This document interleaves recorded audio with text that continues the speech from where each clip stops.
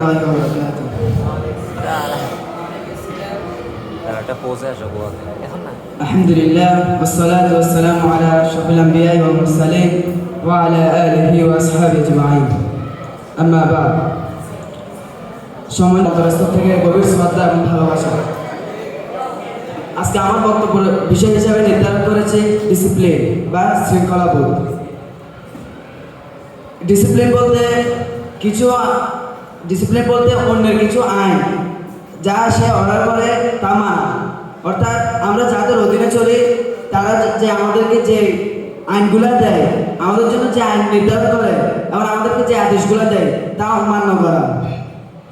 আরবিতে একটা কথা আছে, তাদের যে কথাগুলো তাদেরকে বলা হয় তা কথায় কথায় তাদেরকে মানতে হয়। যেমন তাদেরকে বলা হয় রাস্তায় দাঁড়িয়ে থাকতে, তারা যদি তা না করে তাদের চাকরি বাতিল করে দেয়।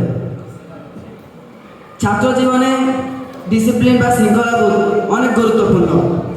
যেমন ওস্তাদের কথা শোনা, আমাদের বেশিরভাগ আমরা ওস্তাদের কথা শুনি না। ওস্তাদরা প্রত্যেকদিন আমাদেরকে যে পড়াগুলো দেয় তা যদি আমরা রীতিমতো মানি তাহলে পরীক্ষা আমাদের ভালো হবে।